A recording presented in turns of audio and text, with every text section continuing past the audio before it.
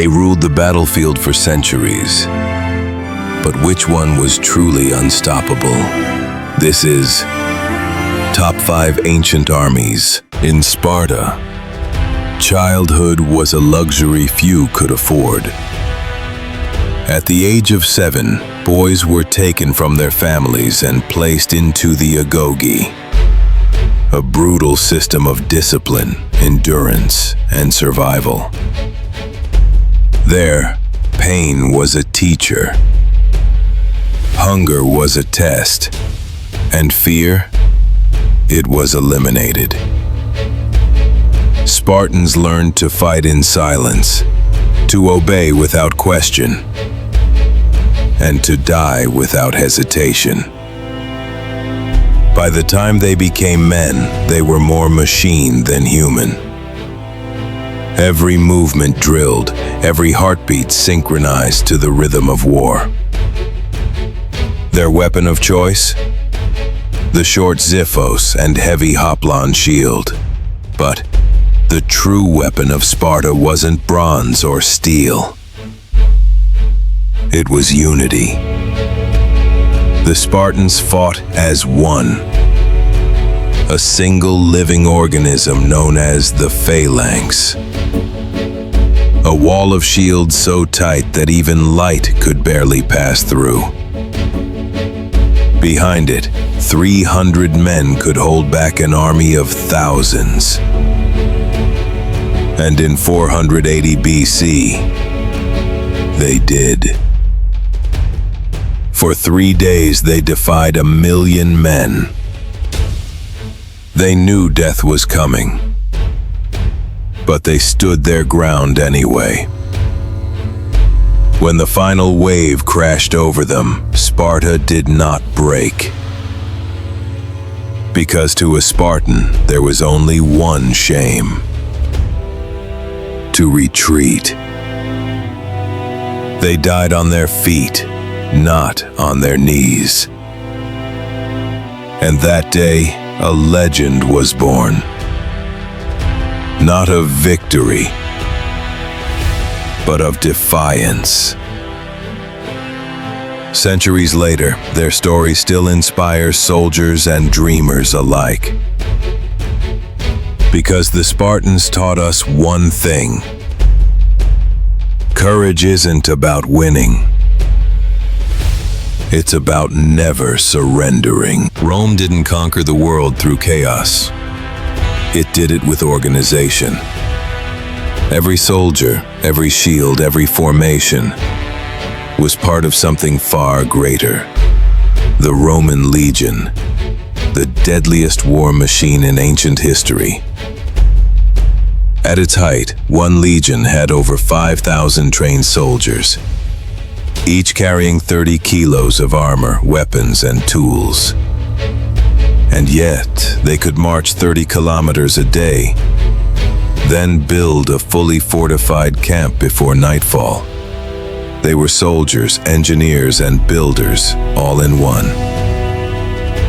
Each legionary carried a short sword, the gladius, a weapon designed not to swing wildly, but to stab efficiently.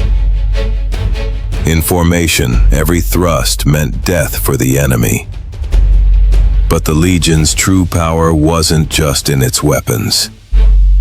It was in its discipline. If one man broke formation, the entire unit could fall apart. So, Rome trained them not just to fight, but to think as one. When the command, "Testudo," echoed, they locked shields above and ahead, forming the famous tortoise formation, impenetrable even under a rain of arrows. And behind those walls of shields, Rome built an empire that stretched from Britain to the sands of Egypt. Everywhere they went, they left roads, aqueducts, and fortresses. Signs of an army that built as much as it destroyed. The Roman legion wasn't just an army. It was a system. A machine powered by discipline, precision, and destiny. Centuries may have passed, but even today, every organized military force on Earth traces its roots back to the legions of Rome.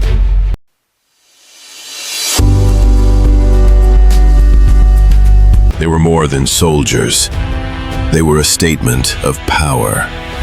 The Immortals of the Achaemenid Persian Empire, a permanent army of 10,000 elite warriors. If one fell, another instantly took his place. Their number never changed. That's why enemies whispered, "They cannot die." Armed with spears, bows, and short swords, their armor glittered with gold and silver.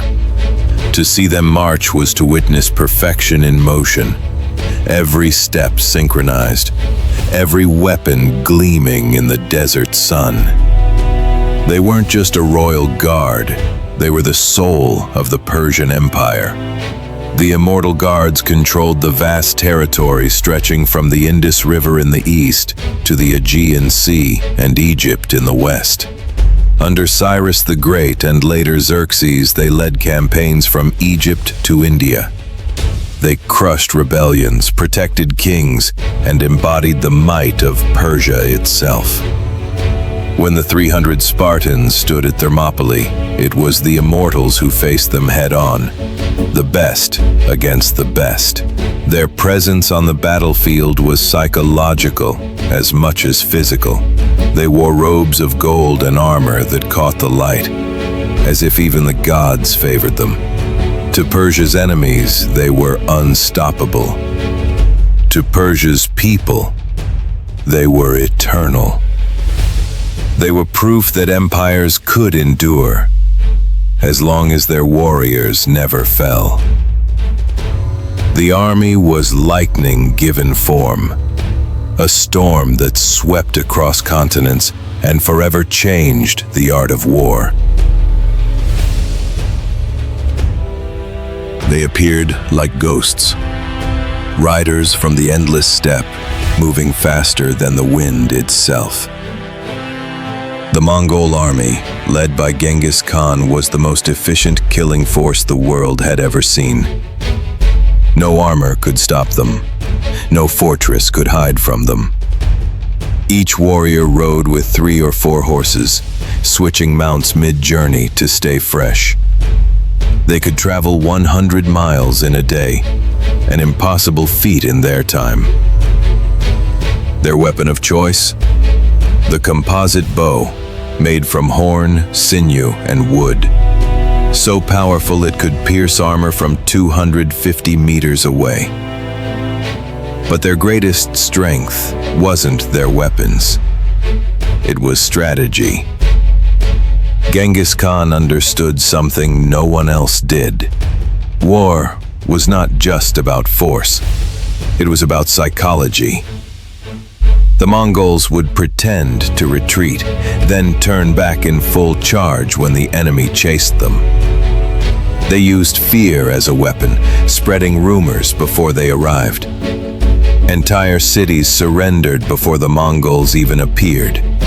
Within 25 years, they conquered more land than Rome did in 400. From China to Europe, the Mongol Empire connected the world through conquest, trade, and terror. They weren't just destroyers, they were unifiers. Their postal system, trade routes, and tolerance of religions laid the groundwork for the modern world. The Mongol army was lightning given form, a storm that swept across continents and forever changed the art of war. In Japan, the sword wasn't just a weapon, it was a soul. The samurai were warriors bound by a sacred code. Bushido, the way of the warrior. Honor above all, loyalty without question, death before disgrace. They trained from childhood, mastering archery, horseback riding, and the blade. But they also studied poetry, calligraphy, and philosophy. Because to the samurai, war and wisdom were two sides of the same blade. Their weapon, the katana, was a masterpiece of craftsmanship. Folded and reforged hundreds of times, it could slice through armor with a single strike. Every katana was unique, a reflection of its master's spirit. When battle came, they fought with grace and precision. To them, defeat wasn't an option. If captured, a samurai would rather commit seppuku, ritual suicide, to preserve honor. For centuries, samurai shaped Japan's politics, culture, and soul. They served their lords with absolute loyalty. And when the age of war ended, they became symbols of discipline and virtue. The samurai lived as if they were already dead, and that made them invincible. Their legacy endures not through fear, but through the timeless power of honor.